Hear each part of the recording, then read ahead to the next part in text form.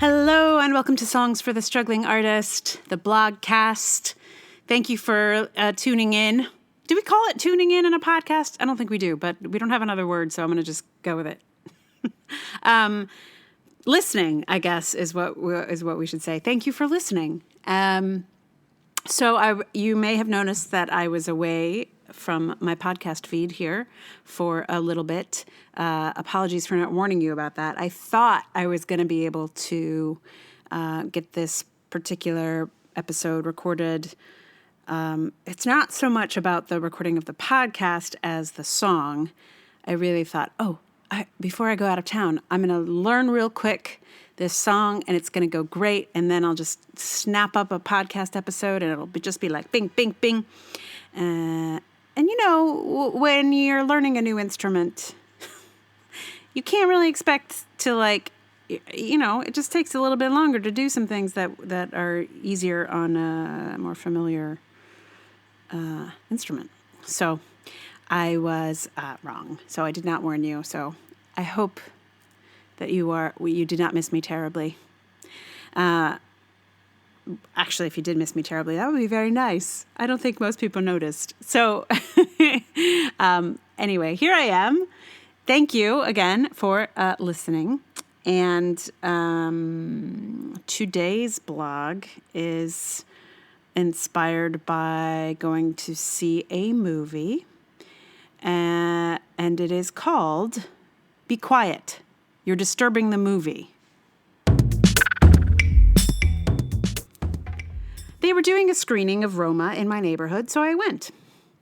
The theater was dotted with audience members, so everyone sort of had a little bubble of space for themselves. About 2 rows behind me sat 2 elderly Latino men. They were possibly the only Latinx people in the place. Once the movie began, they spoke to each other in Spanish. In a movie that is so much about atmosphere, their voices added to the experience. I was only sorry that my Spanish is not good enough to eavesdrop a little. But some guy on the other side of their row was not happy about their conversation. He shouted at them to be quiet. His shouting was very jarring. And he did it again about 10 minutes later. He was really mad about those old guys talking. The third time, he shouted, "Be quiet! You're disturbing the movie!" Which was ironic because, to my mind, it was him who was disturbing the movie. Also, it's a movie. It doesn't care what happens out in the audience. I think you mean the movie-going experience. I turned around to glare at him, and of course, he was a white guy. He was a white guy who was convinced he was being a white guy hero. However, I'm a white lady, so I used my disapproving white lady glare to hopefully disabuse him of that position. I don't know if it worked or if it didn't work. He shut up after that. If it was my glare, I wish I'd used it sooner. And I don't know if I ought to have said something to the shouter who was disturbing the movie by declaring the movie disturbed. I somehow didn't feel like more white people shouting would help the situation. But I did find it ironic that this white guy had decided to come to this movie about a working-class Latina and did not want his experience disturbed by actual, I'm assuming, working-class Latinos in the theater. It felt a little bit like all the folks who love tacos and nachos and celebrate Cinco de Mayo but are fine with separating Latinx children from their parents at the border. It's all of a piece, it feels to me. It is a control of the space, any space. This attempt to keep spaces like theaters and movie houses quiet and in control is an attempt to exclude, to state who is welcome and who is not. The attempt to dictate how we experience culture is generally classist, if not explicitly racist. I'm thinking of that story I just heard on This American Life about a group of kids going to see a movie on a field trip and getting kicked out of the theater because they had a visceral response to what they were seeing and no context for it. And the racism that they encountered on their way to their seats didn't help either. I'm particularly sensitive to this because of my previous work as an arts educator, wherein it was my job to prepare students for whatever they were about to see in a theater or on a screen. Performers loved our audiences because they were vocal and responsive. But if they were ever mixed in with the general audience became a problem. It's almost as if we ought to have been leading workshops for the adults in how to be less classist, racist, or uptight before we let them watch a show with a bunch of kids. Watching shows with bunches of kids is great. People should pay extra to do it. The kids generally just need a little context and a heads up about stuff that's going to be new for them. Adults usually need far-reaching lessons in cultural imperialism. In the end, back at Roma, I was more interested in what the two old guys thought of the movie than the movie itself. That's another post coming soon. And I definitely hoped to never have to see, or more importantly, hear Mr. White Savior again, especially at the movies. He very definitely disturbed that movie for me. So the next post that's coming up is also about Roma. This is not really about Roma. It's about the experience of seeing Roma. And the next podcast that's coming out is my response to the actual movie. It feels like they were like two parallel experiences. Anyway, yeah, so that's coming. Look out for that. I'm working on the song for that now.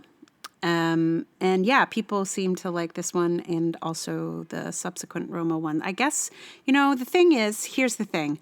I am a theater person, and mostly, theater ends up being the thing that I'm obsessed with, look at, examine, but really, not that many people see it, or they haven't seen the show that I'm talking about, or it's just like, I'm reminded again just how niche theater is, because I think part of the reason that this post and the next one about Roma were actually, popular-ish for me, is that people saw Roma, right? Like it was around the world. It was a movie that people saw or at least know about, and movies are things that people, can share in large numbers, whereas people share theater in the room together, but it's not so easy to like have a mass response to something in the small, intimate space that is theater, which is partly why I love it. But it is sometimes heartbreaking to realize that it is never going to be, I don't know. It's not gonna rise above the niche anytime soon, I don't think. So yeah, the song here is Voices Carry by Till Tuesday. And yeah, it took me a little longer to learn it than I thought it would. Like the chords are not complicated chords. It's just like, I don't know ukulele chords. So just to be like, what's a G again? It makes it trickier. Whereas like if it were on guitar, I'd just be like, oh yeah, sure, no problem. E minor, G, blah, blah, blah. But on a ukulele, it just kind of takes me a minute to get like comfortable is I guess what it is, or just to like teach my fingers to remember to go to the places they need to go to make the sounds. But yeah, so Voices Carry, which kind of was a bummer to like work on. Not because it's not a good song. I think it actually is a good song, but it's weird to like sing from the perspective of the victim of something. And I feel like every time I worked on it, I just started to feel really depressed. I don't know. I got through that phase, I think, once I had like locked into what the chords were and how to get through it. But like when I was first messing around with it, I just was like, oh man, this poor woman. Even when I was an actor, I didn't play a lot of victims, and I'm very grateful for that because it's rough. Not that we know that anything particularly bad happens to the singer in this song, but I feel like we all know where it's going. Yeah. Anyway, so it seemed appropriate because it is about some man telling a lady to be quiet. In this case, in the movies, it was a man telling other men to be quiet, but same diff, as far as I'm concerned. Yeah. So this is on the ukulele, and before I play it for you, just to remind you, if you feel like sharing the podcast, that's awesome. If you want to support the podcast financially, there's Patreon, there's PayPal, there's Ko-fi. All those links are in the show notes. The Lullaby album, which is from, last year, just got moved from one platform to another. So it was on Reverb Nation and now it's on CD Baby. So if you're hearing this like right now, it's possible that there may be a gap. So if you're like on Spotify or iTunes or Deezer or whatever, there's been a takedown notice at Reverb Nation, and the one from CD Baby has probably not yet been implemented. So if you're looking for the lullabies, they will be back. I had to switch over because Reverb Nation charges $50 a year to keep your songs on there, like on all the digital platforms. Music is a racket. Anyway, that's all another story. But if you feel like you want to support in any way, it's very welcome. And even just like going to listen to stuff, I mean, at least get a cent from Spotify when you listen to a song, which is nice. It's nice. In a year of having those lullabies up, I made $14. And most of those dollars came from an album sale on iTunes. So... Anyway, but still. Anyway, thank you for any support, all your support. Just listening is really, really meaningful, and I am grateful for it. And so, without further ado, I give to you Voices Carry. In the dark, I like to read his mind, but I'm frightened of the things I might find. Must be something he's thinking of to tear him away. When I tell him that I'm falling in love, why does he say, hush, hush, keep it down now, voices carry. Hush, hush, keep it down now, voices carry.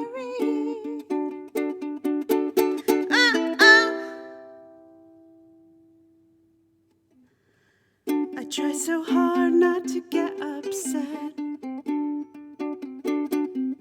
because I know all the trouble I'll get. Oh, he tells me tears are something to hide, something to fear.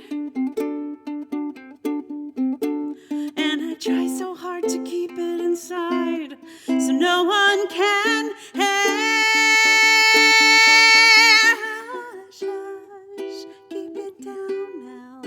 Voices carry. Hush, hush, keep it down now. Voices carry.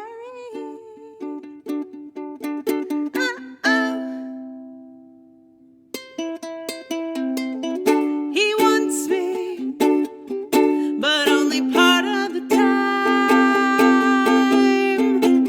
He wants me if he can keep me in line.